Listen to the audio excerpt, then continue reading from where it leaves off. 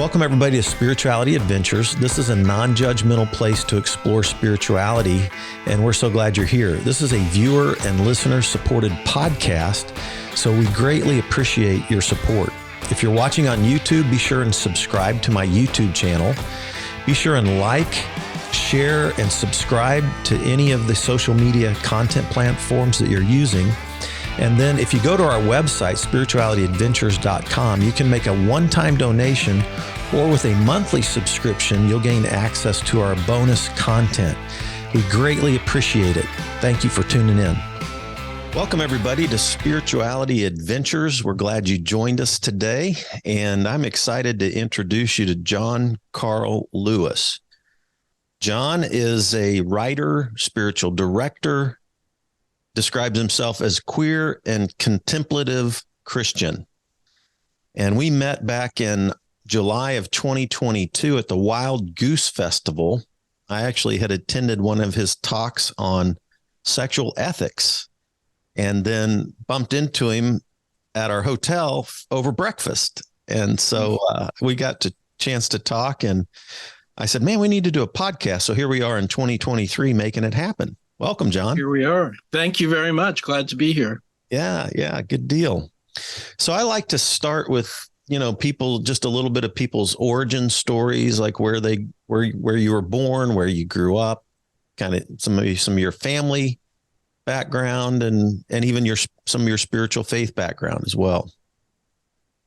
Well, very good. I'm glad you asked that question because I like to start my personal biography in about 1864,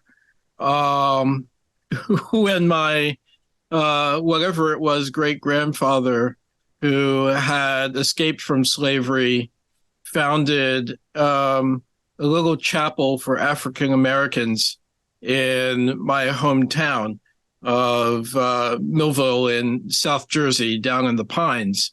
So I was raised in that lineage, in that context. The only reason I didn't get to church the first Sunday of my life was because I was born on a Sunday and they couldn't take me until the following week. Wow. Was it a particular denomination? Was it non-denominational? Do you know? Well, it was independent when it formed, but then it affiliated with the African Methodist Episcopal Church, which was founded in 1787 in Philadelphia. It's the oldest predominantly Black denomination in the United States. Yeah, AME. I think our former Mayor Cleaver, who's now Congressman Cleaver, in Kansas City, is an AME pastor, if I'm not mistaken. So that sounds about right. The AME tended to be the, for better and for worse, the intellectuals, and thought of themselves as the elite in terms of African American religions, sort of like Episcopalians. But there was always an emphasis on learning and intellectual achievement and social respectability. Now, all of those things have downsides. So I'm not really boasting. But that's the way they were. That's the environment in which I was raised. Wow. Well, that's awesome, man. So I'm so glad you shared that. Huh. So was he was he a freed slave? No, whoever started this in 1864, your great grandfather? No, I think he left early. Okay. Yeah, and there were other people on my father's side who left the South before they were given permission to. Okay. Fascinating. Wow. Very good. A little bit of a rebel streak there. Yeah. Well, that's awesome. So then you were born in New Jersey? Is that I was born in New Jersey in a small town. Uh, I was born in a part of the state most people don't know exists. Just sort of acres and acres of pine forest, about as far away from the hyper density you can get around New York City, mm-hmm. and a very different experience of New Jersey. Okay. Yeah, slower, more rural, with almost a southern feel. Nice. I haven't been to that part. I only, went into like Elizabethtown and some of those places right around New York City. So, yeah. So tell us about your growing up years. We introduced you as a spiritual director who describes himself as queer, contemplative Christian. So give us some, how did that world emerge for you? How old were you when how old were you when you first realized that you had attraction, your sexual orientation, all these kind of things in this environment of your family's spirituality? How did that all play out? That I knew that I was different when I was 4 in kindergarten. I was the only Black kid in a predominantly white town, actually. And I noticed that my attraction for the other boys was stronger than their attraction for each other. I just had this desire to be around masculine energy, that felt different than the energy I had with with girls. I felt more of an affinity with girls. I didn't find them yucky or anything, but yet I wanted to be with the boys and felt like I was different from them. Uh-huh. Yeah. An irony, like, yeah, like I being a young heterosexual kid, I thought girls had cooties, and then we end up, yeah, And then you get over that. yeah, exactly. Well, I was consistent. I didn't get over anything. Yeah. And I had close male friendships, which were probably closer from my end than theirs. At the age of 13, I got my heart broken when my best friend fell in love with another 13-year-old girl, and I was kicked to the curb, and no more sleepovers, and all of his attention was for girls from then on. Mm. So how did, like, was your dad a pastor? My dad was not a pastor. My Okay. father's side tended not to be. They were never clergy. Okay. Uh, Your mom's side. there was clergy on my mother's side. Okay.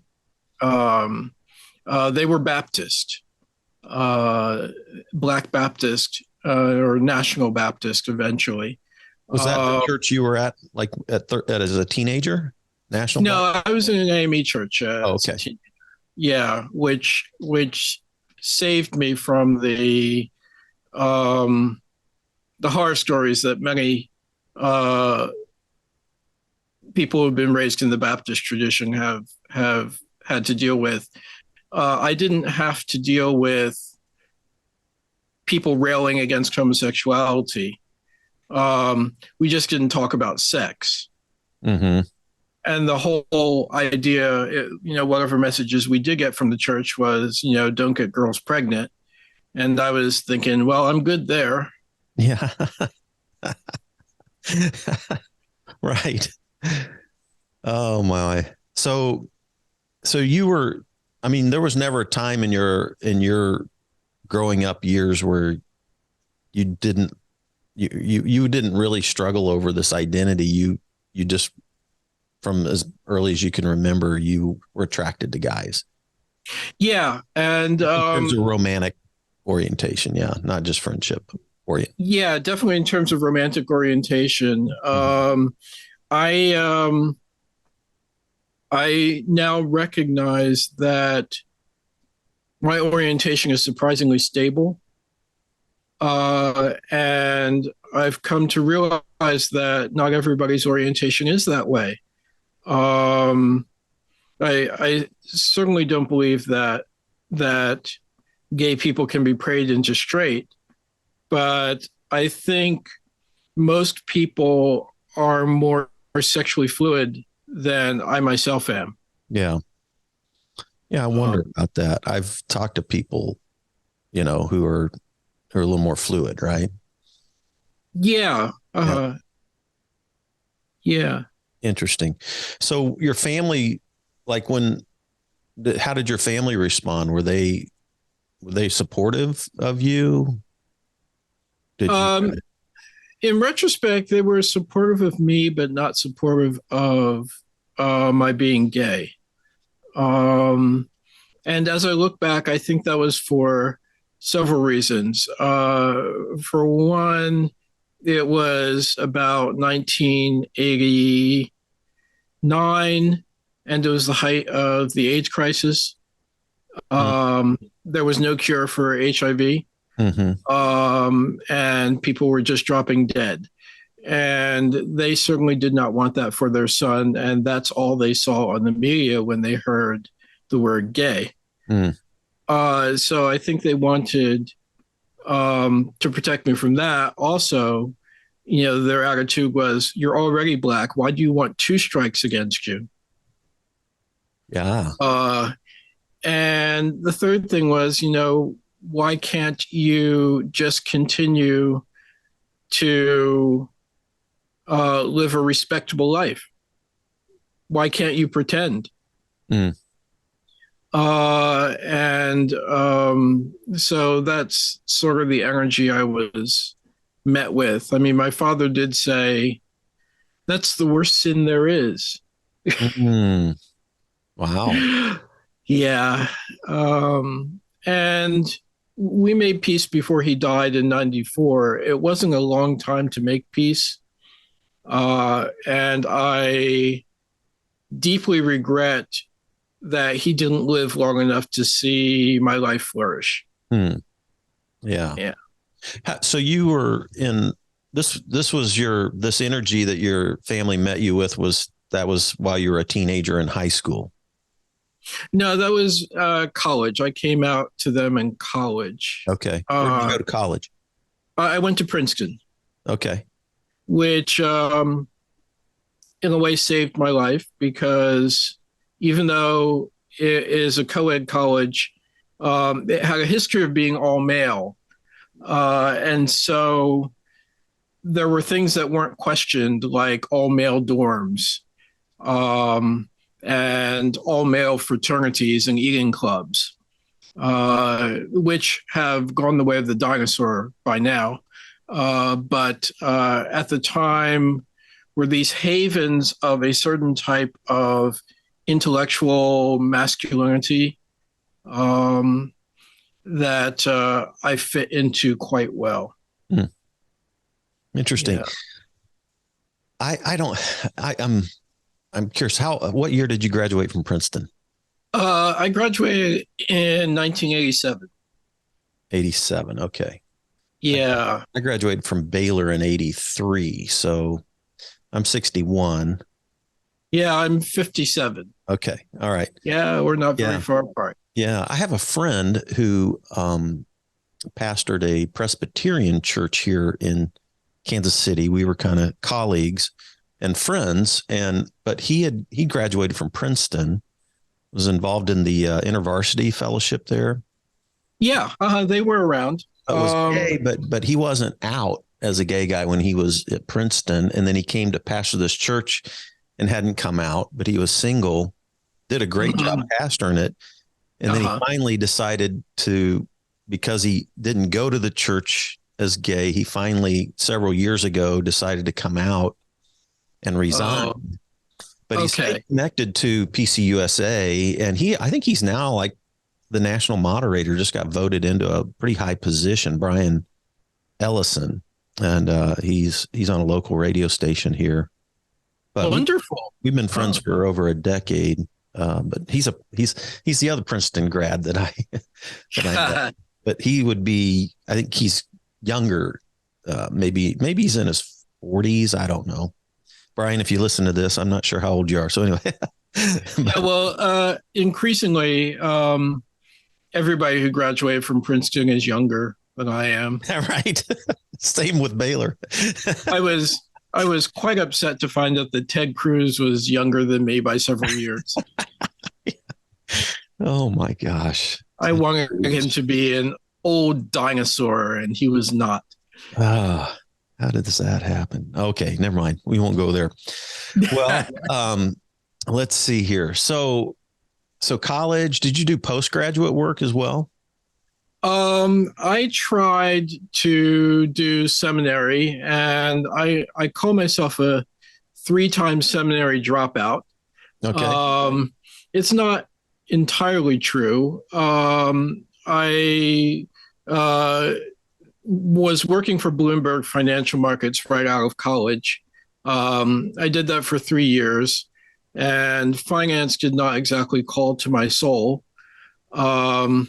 So when I had the option of taking a large chunk of money or sticking with it and building an even larger chunk of money, I took the chunk of money and left, and bought myself a semester at Princeton Theological Seminary. And while I was there, I came out on campus. And at the time, the president of the seminary was virulently homophobic. Oh, wow. And had a habit of snitching on people who they suspected were gay. He would call their home churches and say, we think so-and-so is a homosexual. You should stop supporting him. Wow. And actually get these people thrown off campus. Now, I was unaffiliated. They couldn't do anything to me. So they lost my application for readmission. Oh, interesting. Yeah. And which forced me to scramble, and I applied for Harvard Divinity School and got in. So the day I got into Harvard Divinity School, the day I got word, I put on my Harvard Divinity School t-shirt and wore it into the Princeton refectory. And the next day I got a letter of acceptance from Princeton with a full scholarship offered.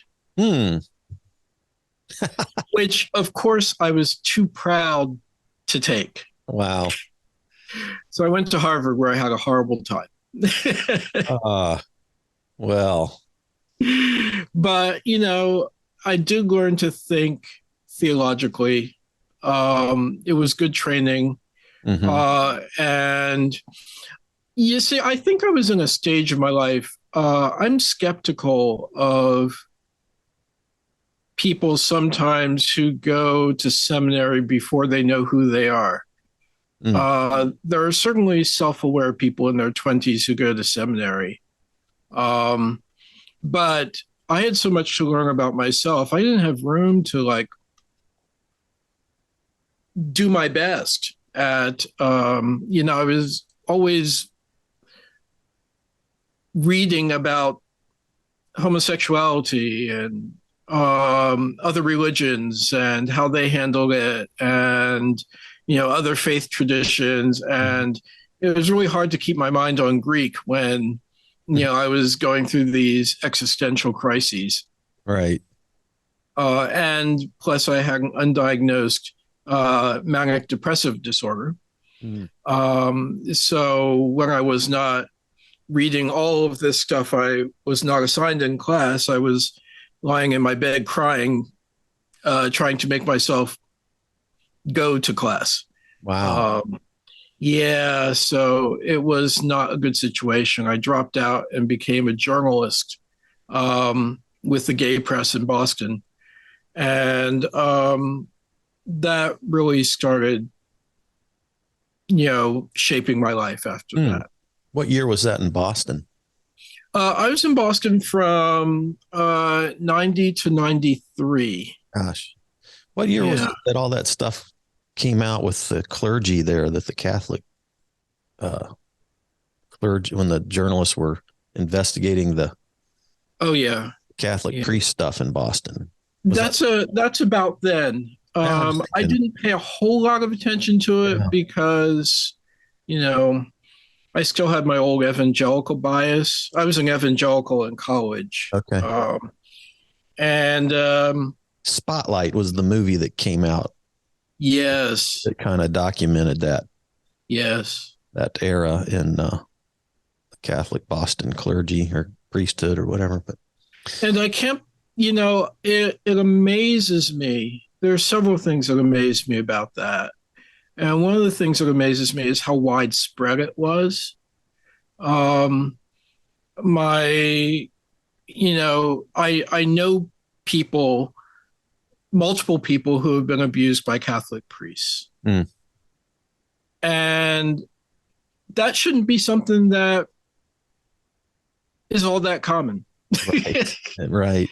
Well, we had our own issues here in Kansas City as well. We had a priest. Well, it's not limited to it's not limited to Catholics, unfortunately. No.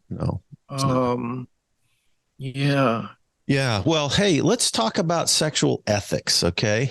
Yes, let's do that. Let's jump in there. I found it fascinating to listen to your talk on sexual ethics, and because I've certainly been rethinking my sexual ethic, and I've defined, so I wouldn't say my parents are 86, 87, and they listen to all my podcasts. So, hey, Mom, they weren't, I don't think they raised me like this so much, but we were in a Southern Baptist church. And I think I came to Christ as a teenager in the 70s out of the recreational drug world. Like, I didn't want to go to church and I was wanting to get high, and I still was an athlete and had good grades. But then my dad made me go to a summer camp. I got saved, felt called to be a pastor, and I was off. And I think the Southern Baptist world that I was in the late 70s and 80s, I went to Baylor and I went to Southwestern Baptist Theological Seminary. So the two,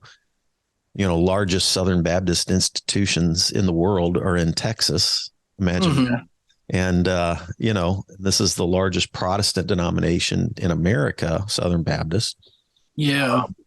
And I would say, if you just boiled down our sexual ethic that I imbibed through the Southern Baptist world, was like, God made sex. And if you're in a heterosexual marriage, you can do it. If you're not in a heterosexual marriage, you can't do it. And you can't think about it. Oh, no. Because you couldn't, I was taught that masturbation was wrong. So right. Anytime you had an inkling toward, sexual excitement or thoughts. And I'm like, how often do teenage guys think about sex? So how often do they masturbate? Yeah, exactly. So you're like, I'm screwed, and so your whole world is built around feeling guilty over your sexuality. Yeah. I mean, and then marriage doesn't solve it all either. No, not for me anyway. And so I really realized I spent most of my life trying to shine a turd, and pardon the crassness there, but this ethic that I inherited and that I actually tried to uphold and teach. For most people in the world, they don't live by that ethic, and it creates shame and guilt around some things that I think are just human, that need to be affirmed and celebrated. Right. And absolutely. So I'm curious, let's talk first about shame-based ethics for a couple of minutes. Okay. And then let's move into what we might call, I don't know what you'd want to call it, grace-based sexual ethics or holistic, human celebratory sexual ethics. I don't know what to call it, but I really like to annoy people by calling it Christ-centered sexual ethics. Okay. That's good. Yeah, because on the surface, people would say, that's not religious. And I'm like, well, no, it's not. It's Christ-based. And Christ wasn't exactly the greatest upholder of religion. The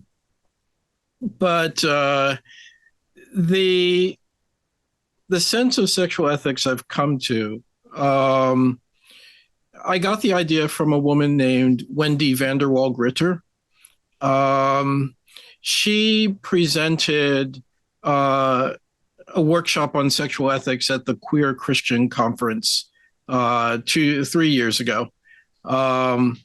And she was talking about how in the mathematical world, there are things called centered sets and bounded sets. Right. Yeah. Sociological too. Yeah. Yes. So bounded sets are groups where there's a rule and you have to fit inside the rule in order to belong to the set. Very clear who's in, who's out. Yeah. Who's in, who's out. Christians are people who do not have sex outside of marriage. Centered set sexual ethics propose that there is a standard of love that we want to attain. We want to let all of our dealings be filled with love. And as long as we're moving towards deepening in that love and loving actions and letting all of our actions flow out of love, we're good. We're righteous. We're fine. We're on the right track. And it's going to look a little different for everybody because everybody's coming from a different perspective. But it's not cookie cutter. It's not one size fits all. And it depends on what I would call a personal sexual ethic. Knowing who you are, knowing your own reading of the scriptures and your conviction of what Christ is teaching you to do, you act in accordance with your values and your personality and your situation. You take all these things into account and you decide mindfully what your sexual ethic is going to be, which is more difficult than opening the book and seeing what does X chapter Y verse say about whether I can masturbate or not. Because you're not going to find it. It's not in there. I looked for that loophole when I was a teenager, you know. Well, did they try to sell you on the sin of Onan? I've heard that one. There was one book I found that seemed to be accepted in the evangelical world by a guy named Walter Trobisch. I mean, it's back in the 70s. And he was the only guy that I could find that seemed to like give a little bit of grace for masturbation, you know? Well, that's amazing. And you know, I was hunting for that as a teenage person called to be a pastor, you know? Yeah. I don't know whether I was hunting for that. I was just doing it and feeling like, you know, God, I can't pray any harder for you to take this away. So I was slowly getting angrier and angrier at God. But never thought for once that the framework I was in was just feeding me a bunch of lies or bad advice. Shame At the core of who you are. Did you feel and it's not just about sex around What's that? Did you feel self-hatred around that at that time? Yes, I did. I felt tremendous self-hatred.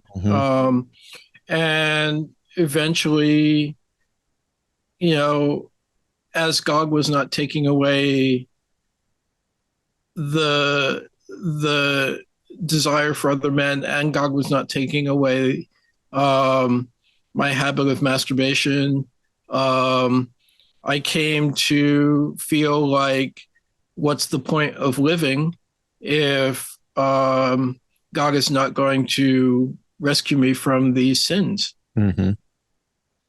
Yes. Oh, God. Yeah. So we just get buried in that, I think.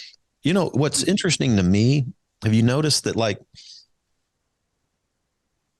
that, some people grow up in that environment and don't take it seriously, blow it off, and they just do whatever the heck they want Yeah. anyway. But then How do there's they do people that? like you and me who take it so seriously that we just beat the hell out of ourselves over not living up to this standard that doesn't actually, I don't think it's a healthy, I think it's destructive. It is. It's terribly destructive. And then it's the people like us who go to seminary and become pastors. The people who blow it off are like, I'm walking away from this. I'm fine. I'm good. I'm Yeah. going to do whatever I want to do. Right. Isn't that wild? Yeah. I actually think the sexual ethic that I grew up in that world is the hardest on the people who care the most about God.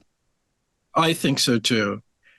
It's the people who are trying hardest to do their best. Yeah. And love God and try to honor God with their bodies. Yeah. Yeah. But then you just feel like you're a total failure, hypocrite. Can't do it. Right. Ah. Yeah. I lived with that a long time. Well, I'm and still healing from it in some ways or another, you know? well, I don't know whether one can actually ever be totally healed this side of, the veil. Mm-hmm.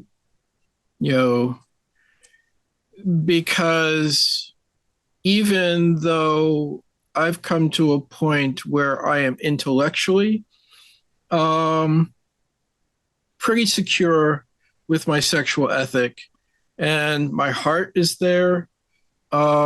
Still buried in my gut are these little sparks of guilt when I talk to someone on Twitter who's telling me that I should be ashamed.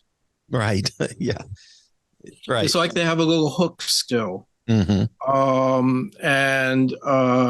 I would like them to not have that hook anymore. Yeah. So it's a constant battle. Yeah. Yeah. Yeah. So, I mean, if God created us and created sexuality and celebrates it as good, you read the first two chapters, multiply, be fruitful, there's this sex positive message. If we dig into those first two chapters of creation, right? Yes. Sexuality and spirituality. It's all like celebrating goodness and creation and creativity and sexuality and all these beautiful things, right? Fruitfulness. Yeah. Yeah. But then like we screwed it all up somehow or another. Like we bought into the shame. I don't think God was ever dishing out shame. Well, this is when we have to look at our structures and the motivations of the people who uphold those structures.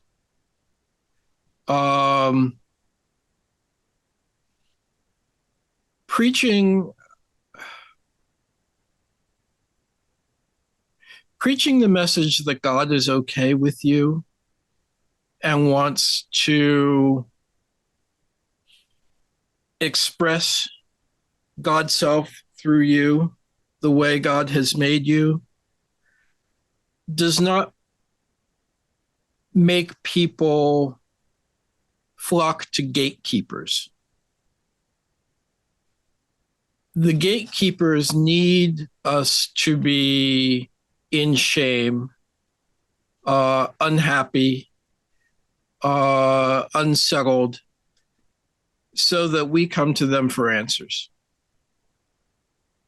And they can manipulate us for all kinds of things. Absolutely. And when you look at the way the Old Testament came together, it isn't until the priestly class, who were the ultimate gatekeepers, started writing Leviticus and Deuteronomy that you have all of these this is what you do, this is what you don't do. If you get in trouble, you come see us and we'll absolve you. Or you kill a bull and then you come see us. Yeah. Or you kill a bull that we've sold to you because we've blessed it. And sin starts to become an engine for power, economic prosperity for a group of people at the expense of people who would otherwise just be living their lives and loving God. Yeah. Yeah. The cult, the ritual of it, the centrality of it. And then, yeah. Well, yeah, there we go. Yeah. So, lots of interesting, the fertility cults had a different thing. You went to the temple, had sex with a temple prostitute. That was like the porn for the gods. It enticed the gods to have sex. And then when they had sex, then the fertility rained down and your crops grew, Yes. So yes. that was the other side of the coin, sort of like have lots of sex so that the universe is maintained. Yeah, exactly. Yeah. So fascinating. So how do we, I've thought about even this. You're married, right? And yes, I am. I met your husband. Mm-hmm. And did either of you did he have kids? Like, was he previously married and had kids? I mean, some people that have, okay.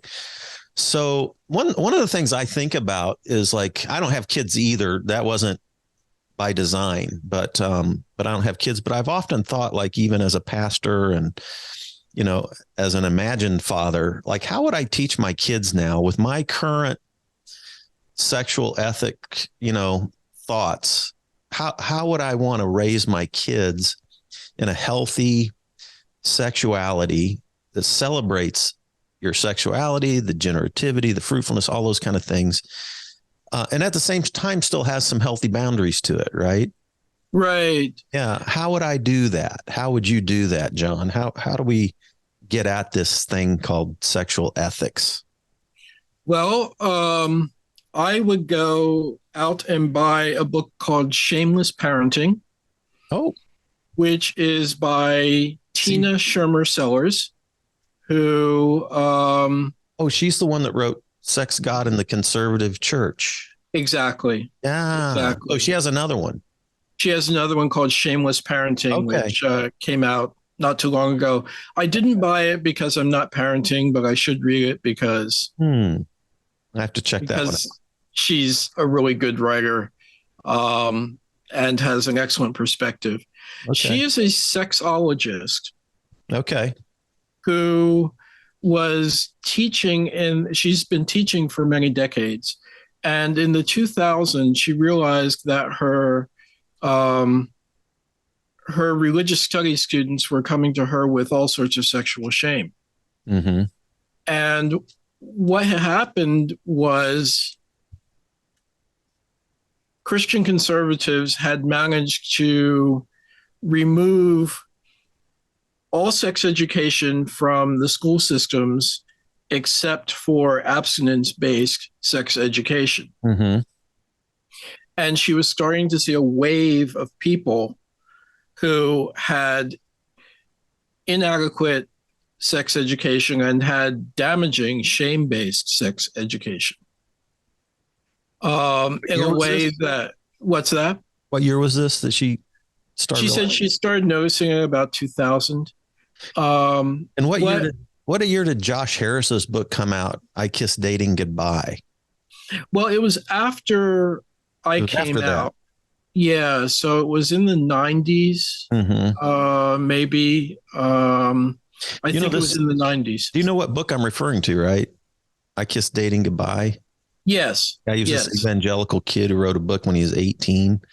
About if you're going to really take this seriously, then I'm not even going to kiss a girl till I get married. Right. And it sold millions of copies. And I was starting my church then, and I was trying to reach people outside the church. And I had parents who just hoped their kid used a condom. And then all of a sudden this book is floating around a little bit, and I'm like going, holy crap. Like this is, even me, like even growing up in that really, I think shame-based sexual ethic, I was still going, that's too far.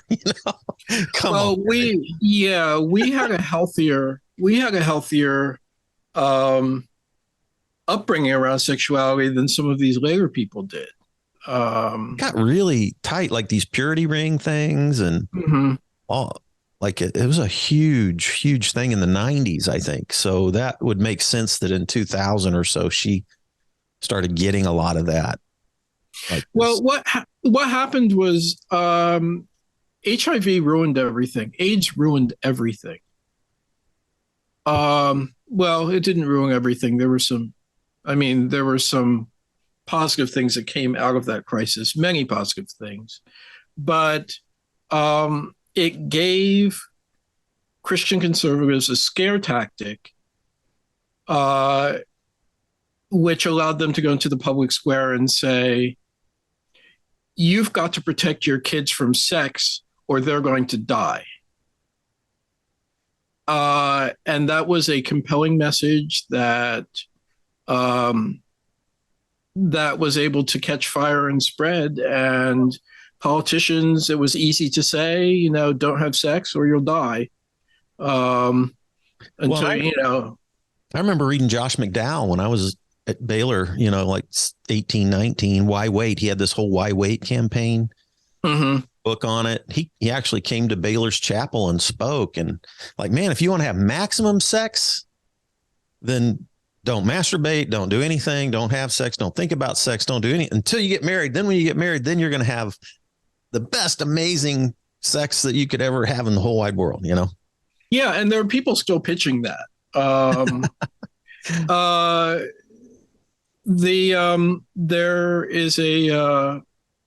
There is a website called Christian Sexuality, which launched 2 years ago, which is arguing that very same thing for a new generation of people. So crazy. So then Josh, has, come out now as somebody who is like he doesn't even know where he's at in his faith now, this Josh Harris this book. And I can't even tell you the number of kids that grew up in that and are just have had so much shamed over to deal with in their sexuality. Well, and my hat's off to Josh because he's doing everything he possibly can to repair the damage. Josh Harris. Josh Harris. I'm sorry. Well, I mentioned Josh McDowell there just a minute ago too. Yes. Distinguish the two. Yeah. Josh Harris, is going around appearing on podcasts saying, look, I was a 20-year-old kid and the powers that be liked what he was saying, liked the fact that a 20-year-old kid was saying it, and provided him a platform large enough to reach everybody else. And he said, I was used. He said, I knew nothing. And these backers of mine knew I knew nothing. And yet they amplified my message because it fit into their narrative. Yeah. Interesting, isn't it? Wow. Yeah. But he still acknowledges that he wrote the words that screwed up generations of people. Yeah. It certainly wasn't in his heart. I think he's another example of a kid that took it really seriously. Tried to be as pure as he could possibly be because he loved God. Yeah. Took it seriously, and that his mind, those were some natural conclusions based on that. Those, I think, shame-based messages that they're pretty prevalent in conservative churches for sure. Right. So how do we give people, kids, positive love God, positive sex, positive sexuality messages in this context that we live in? How do we form healthy boundaries? How do we celebrate what we need to celebrate? What are sexual ethics? What are some guidelines for us? Well, the more I've studied sexual ethics, the more I realize that we need the church to get involved with promoting comprehensive, age-appropriate sex education. Mm. Comprehensive and age-appropriate because we want to be teaching children as they're beginning to interact with each other that their bodies are their own and they decide what happens with their bodies. Well, later we want to teach them about relationships, how to relate to one another, how to relate in love, how to respect, how to listen to someone else's decisions about their own bodies and not violate those boundaries. And when we've laid that foundation, then we can start talking about sex in a different way, because then you're dealing with people who have a certain level of empowerment, there's a saying that you can't really say yes until you've learned to say no. And then I think people really need to be exposed to the height and the depth and the breadth of human sexuality, what's possible, sure, what downsides there are, but lay it all out there for them so that they can see the different ways people are living and make a conscious choice. Mm. Now, all through this, we need to be reinforcing the message that you have a personal relationship with Jesus and you need to discern that relationship for yourself. For Christian people, yeah. For Christian people. Mm-hmm. And I only really speak to two audiences. The first audience I'm concerned with is Christians who are self-identified. Mm-hmm. The second audience is the vast numbers of people who have been influenced by this toxic Christian shame thing, who don't realize they're carrying it because it's just in the air, it's in the water, it's rooted in American culture, the shame. And this is where I make a pitch for contemplative Christianity. In contemplative Christianity, the point is not following the rules, but in cultivating a relationship with God, which each person is able to do as they are interested in cultivating a relationship with God or not. And that by drawing close to the example of Jesus, you'll learn everything you need to know about how to treat your neighbor. And your neighbor is also that person you're having sex with. As opposed to in toxic Christianity, where the person you're having sex with is your possession. And therefore not really your neighbor. Oh. Because this is what toxic Christianity is teaching. Husband at the better end of the spectrum, husband and wife belong to each other. Mm-hmm. On the more toxic patriarchal end of the spectrum, the wife belongs to the husband. Mm-hmm. And we have the works of Sheila Gregoire. I think she wrote The Great Sex Rescue. But the concept that only the man's pleasure is important because, of course, women don't have sexual desire. And so they should let guys do whatever they want because that will keep them from watching porn or having sex with other women. Mhm. But they have this thing called a clitoris.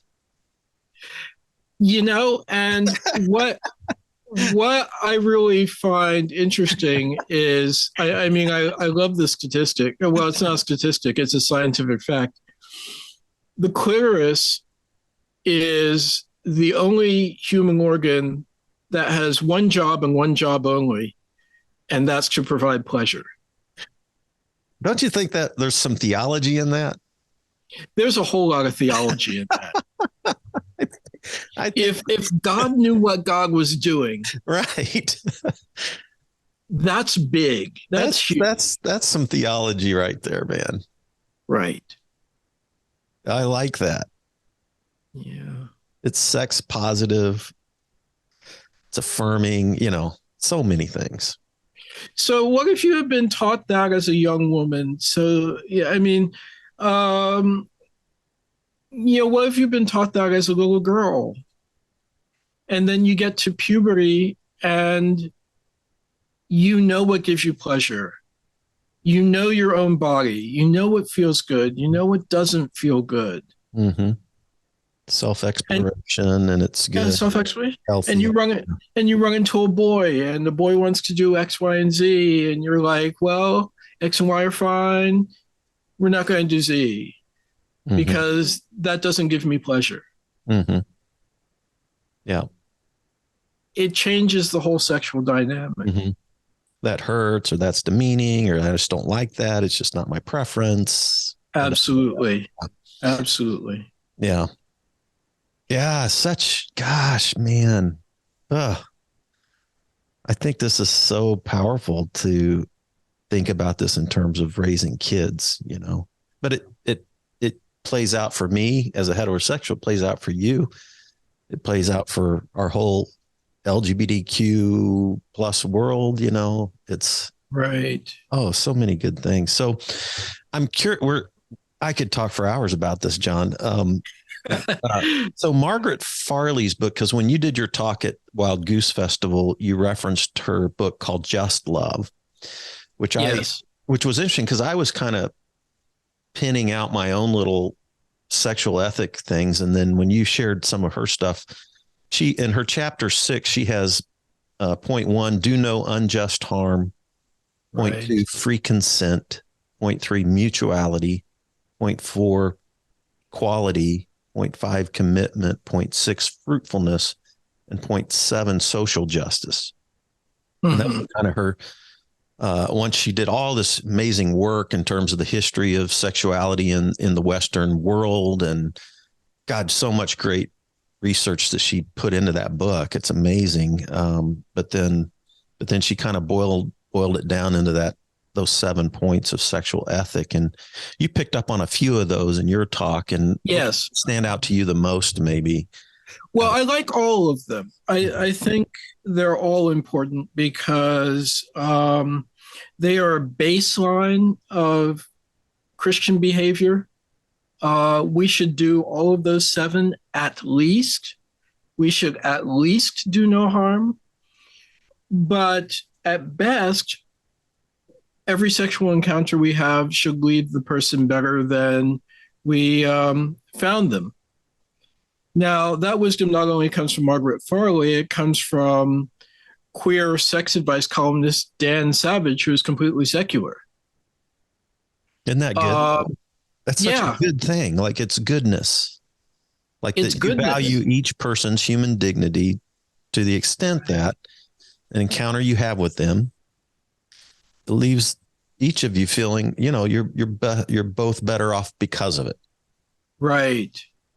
And when I read something like that, I must confess, I go back into my own sexual history and I cringe because it's like, ooh, have I done that? And it's like, not consistently. Mm-hmm. Will I do that in the future? Yeah, with God as my helper. Mm-hmm. Yeah, sure. But you look at it, so the people who say, oh, you just want to go out and sin, it's not true. We want to go out and live to a higher standard, which promotes even more introspection, and more soul searching and more repentance and more doing better, so that in every sexual encounter we can ask these 7 questions and say, am I doing justice by this person by doing whatever with them? Mm-hmm. And it doesn't matter what the whatever is. Mm-hmm. The acts are not so important as sort of the attitude you're engaging with and the results Mm-hmm. that you hope for Mm-hmm. in communication with that other person. Right. So it's a co-creation. Yes. Sex is always a co-creation.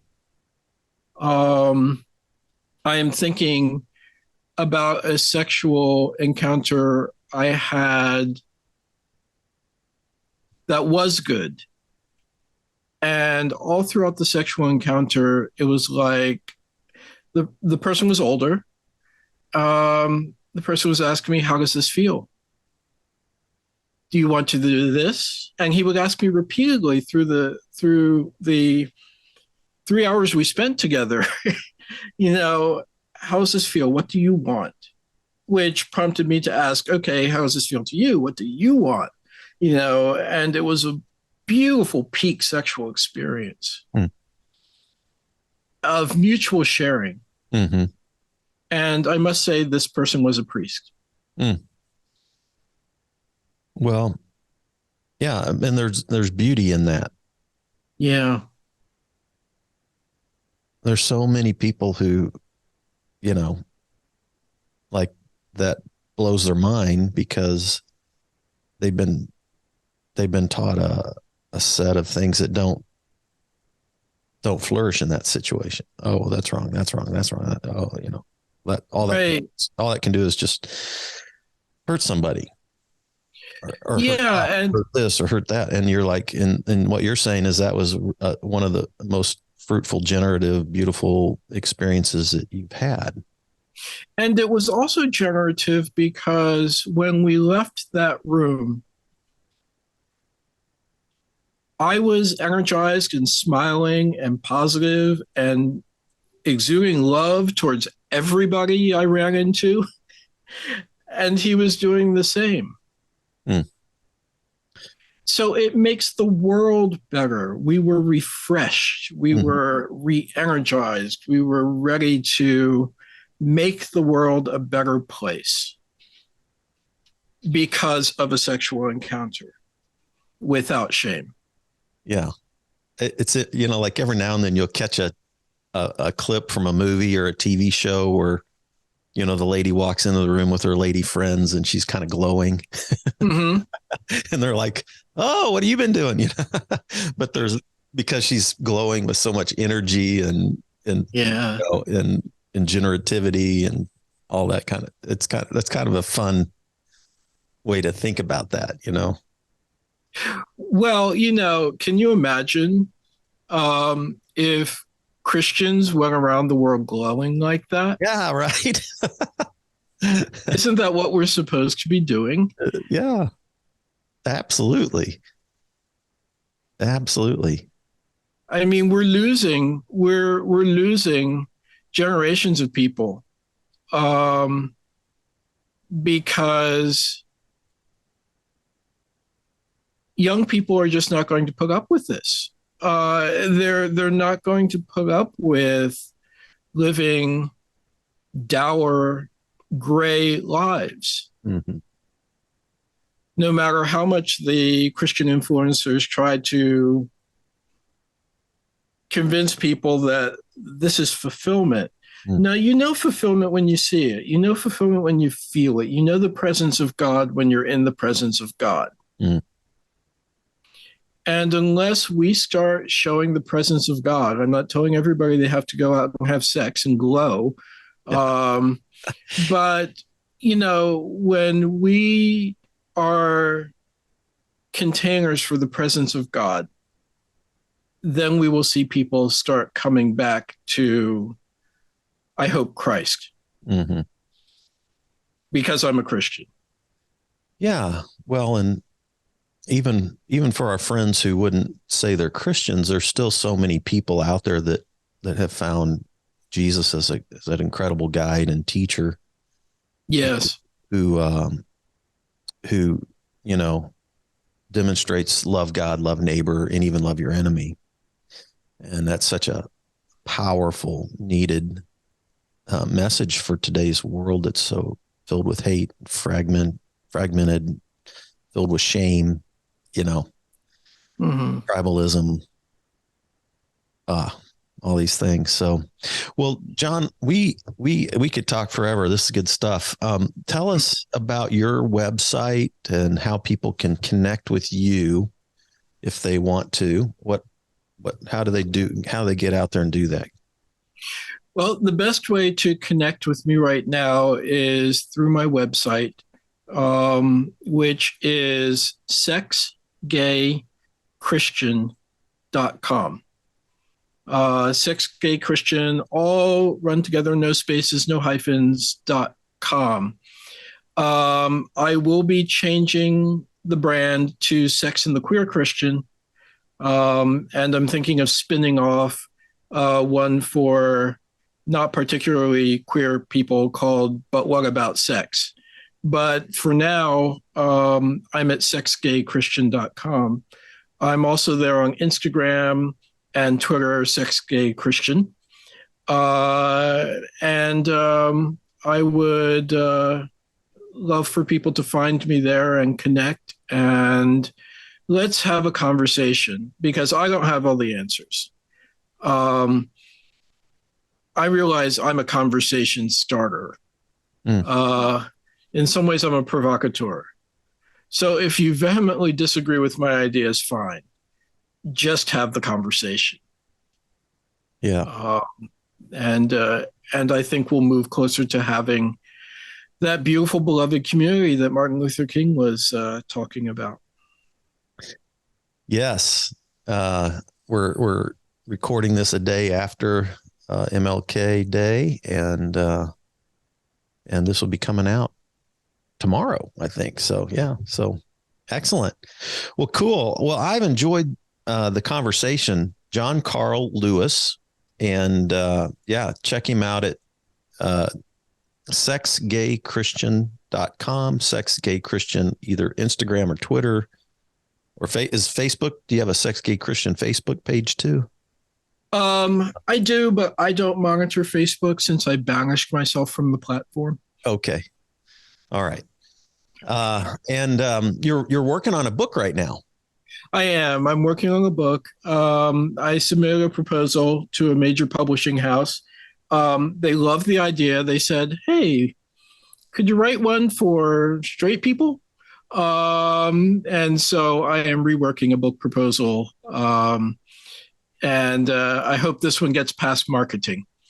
So sign up for the website and join my email list, and I can show them numbers that people are interested in this topic, which I believe there are many people interested in this topic. I think what I've discovered in having these kinds of conversations with people like yourself in the LGBTQ community is that when you dig into the shame part of it, everybody suffered from the shame part of it. Yes, we all have. Regardless of your sexual orientation.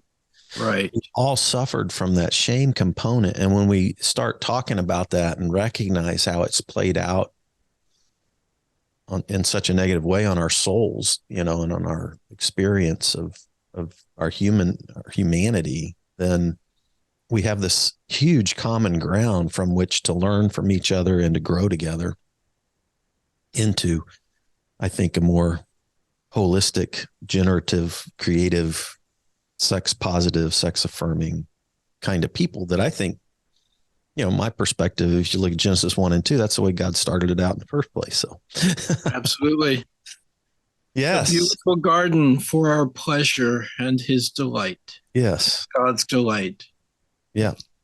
Definitely. Definitely. Yeah. He thought it all up. Mm-hmm. All right. Well, John, Carl, thank you so much for joining us at Spirituality Adventures. Thanks, everybody, for tuning in to Spirituality Adventures. And let me encourage you to go to our website, spiritualityadventures.com, share, like, and do all the things that help us out with this, getting this content out. So thanks so much. God bless you. Have a great day. Have a great day. Wonderful to be with you. Awesome. This concludes today's episode. Thanks for tuning in and listening. Remember, if you're watching on YouTube, subscribe to my YouTube channel. Remember to like, share, or subscribe to the social media platform that you're using. And then go to our website, spiritualityadventures.com, and make a one-time donation, or you can subscribe monthly and receive our special bonus content. Thanks so much.